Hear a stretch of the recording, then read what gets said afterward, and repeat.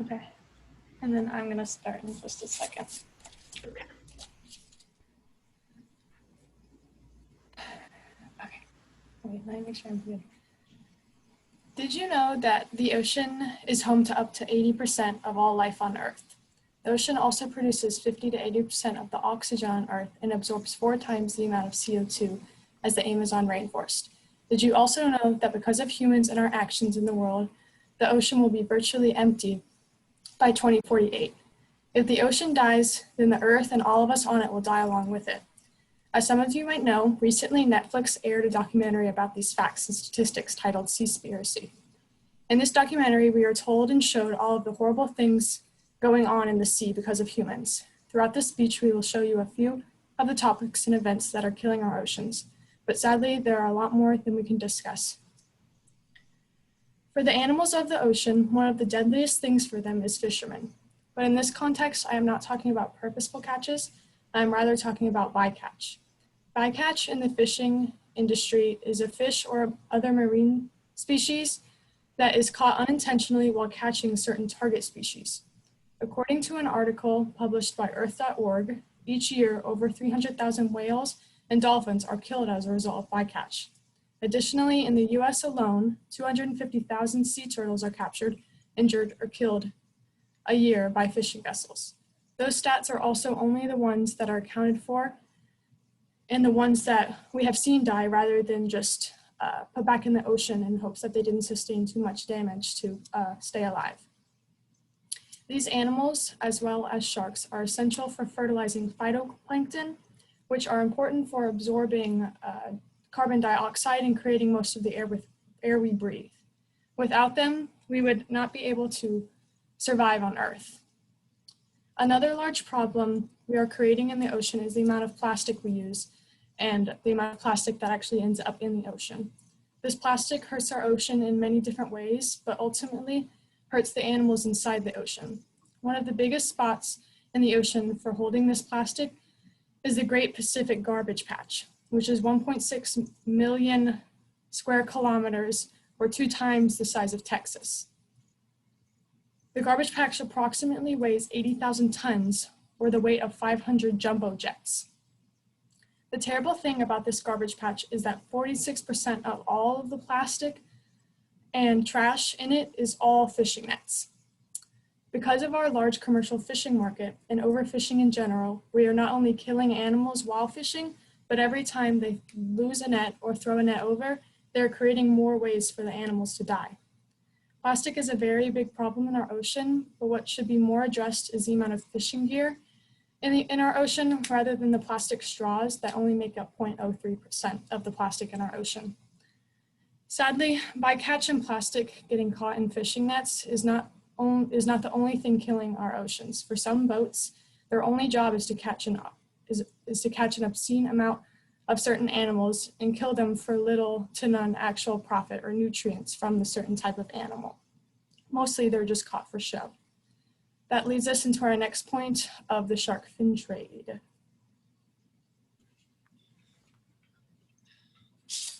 I'm sure that most people know about the declining population of sharks in recent years. It really hasn't been kept much of a secret that the general shark population has been on the downturn for many years now, but many people might not know the true severity of the problem. According to an article published in January of 2021 by the credible journal Nature, since 1970 there has been a 71% drop in the global shark population, thanks to an 18-fold increase in relative fishing pressure. In the early 2000s, up to 273 million sharks were killed every year. This is mostly due to the large demand for shark fins in some countries of the world, and especially in China, where they are used for shark fin soup. Certain species are banned in China, but most are consumed legally. But even the species that are banned, like hammerheads, are still widely illegally traded. According to NRDC.org, in 2016, authorities intercepted cargo that contained 1 ton of illegal hammerhead fins. But the illegal shark fin trade isn't only a problem in China, because that same shipment that was stopped in Hong Kong was stopped in Houston earlier, but wasn't checked correctly and made it through. And in the US, any form of shark fin trade at all, whether they're hammerhead or any other species, is illegal in general. So the United States has the power and like resources to be able to check all of these shipments and be a major role in stopping the illegal trade of shark fins or just illegal trade of anything in general because they have the resources to check these shipments. But in this case and in many other cases, they weren't checked correctly due to negligence or just lack of caring. So the United States really needs to use these resources and make themselves a main player in stopping the shark fin trade.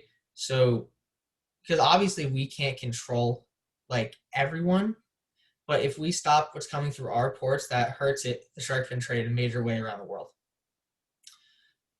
The rapid decline of sharks has caused many unpredictable and dangerous changes to the marine ecosystem and will continue to do so if nothing is done. One example of how the decline of the shark population is affecting the marine ecosystem is the increase of the ray population.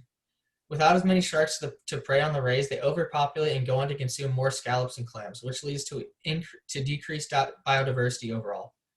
According to WBIRD.org, researchers looked at 31 species of sharks and found that 75% of them were threatened with extinction. If the global shark population keeps depleting at its current rate, we could easily see the extinctions of many species of sharks, which would have immense consequences on the marine ecosystem, which are much greater than what we are seeing now. The use of netting in commercial fishing is popular with many companies, as nets can catch large amounts of fish in one cast. You may know about shrimp nets, which are likely the most familiar form of netting for the majority of people. However, there is also another form of netting, that of bottom trawling. This type of fishing involves dragging a large and heavy net across the ocean floor in an attempt to catch large quantities of fish, according to Greenpeace. There are many ecological impacts with bottom trawling. However, the three most destructive aspects of bottom trawling are the destruction of fragile coral, the large amounts of bycatch, and the hazardous fishing gear being left behind. Since bottom trawling involves dragging a net across the ocean floor, any and all types of ocean vegetation living on the floor is at risk of being destroyed. Coral is most susceptible to destruction at the hands of bottom trawling, as it is very fragile. Some corals, like those in Alaska, take thousands of years to form, yet they can be destroyed by one bottom trawler, according to Oceana USA. Coral is vital for marine life, as it provides home for fish, eels, crustaceans, and more. Once these corals are destroyed, the marine life that calls it home has nowhere left to go. They most likely die trying to find another home, as coral does not grow in a lot of different places. Coral that is overturned by bottom trawling typically does not regrow, as the ocean settlement is churned over and over, changing the chemistry and geology of soft sediment habitats, according to Oceana USA. Along with the destruction of coral, bottom trawling also leads to large amounts of bycatch, which is the unwanted catching of various species, according to Greenpeace.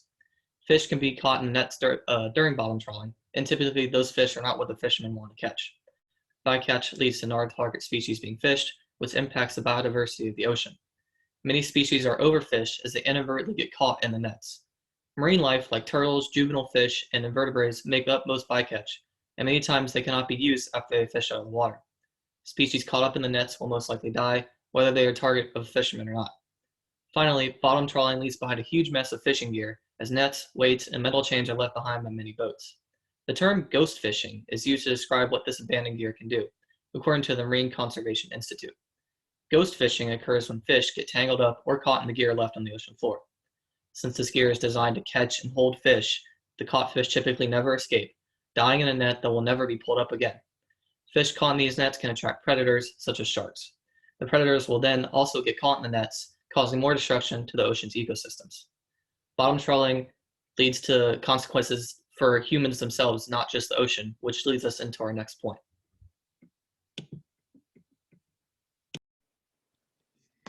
Many may also not be aware of how dangerous the open seas can actually be due to the large amounts of illicit activities that go on in national and international waters.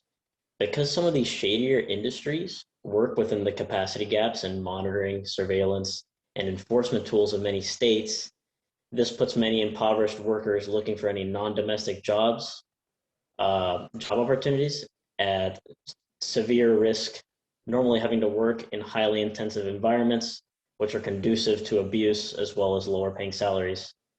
Looking at a 2018 report from the Environmental Justice Foundation, which details multiple accounts of forced labor and worker exploitation from states such as Cambodia, Taiwan, Hawaii, Thailand, the United Arab Emirates, Indonesia, and the United Kingdom, all having multiple examples of forced labor and workers being trafficked or exploited in some way. An example of this case being in Taiwan, where an Indonesian man named Suprianto was recruited overseas to work on a Taiwanese longliner. Suprianto took this contract of around $350 a month because he felt that he needed more money to sustain his family. However, it was later revealed that his employer would be deducting $100 from his monthly wages and giving it back to him at the end of the 24-month period his contract lasted to prevent him from essentially fleeing this working environment. More deductions and fees were actually charged to him at the end of 2 months, and he'd only received around $100 for his labor. During this time on board, Suprianto was also beaten and abused by the captain and his fellow crewmates on the captain's orders. He later ended up dying on the vessel at around 4 months, at around 4 months after starting his work there. This is just one of the many examples where individuals who are recently arriving in a country are being exploited due to being unaware of labor laws in that country, or just not being able to speak the main language of that country.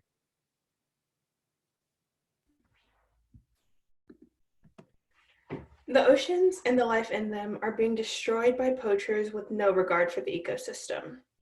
With all of the criminal activity that goes on in international waters, someone needs to be there to ensure that these crimes don't go undetected. The Sea Shepherd Conservation Society is an international nonprofit organization that's based in Washington. It was founded in 1977 by Paul Watson. Their goal is to protect all the marine life and the oceans that they call home. According to their website, their mission is to defend, conserve, and protect. In addition to keeping track of and reporting conservation law violations, Sea Shepherd operations also use non-lethal tactics to stop crimes as they're happening. Tactics such as scuttling, throwing bottles of foul-smelling acid, it's non-toxic of course, onto boats, and even boarding their ships and seizing their drift nets. This direct activism is vindicated by the organization, and it's deemed as completely necessary to put a stop to laws that are violated that are in place to protect wildlife. The Society has lots of ongoing campaigns that the general public can support by volunteering or donating, campaigns such as preventing IUU fishing, promoting ocean cleanup, and protecting sea turtles. The Sea Shepherd Conservation Society protects our oceans, which is home to millions of organisms. The ocean's responsible for keeping equilibrium on Earth. It produces half of the world's oxygen, provides climate regulation, and feeds families who rely on it. We reap everything the ocean has to offer, but those resources are limited. Overfishing disrupts entire ecosystems, dismantles the food chain, and results in a loss of jobs. Given everything that the ocean does for us, conserving it is the very least we could do. Thank you. Okay. Ooh, nice job. Okay.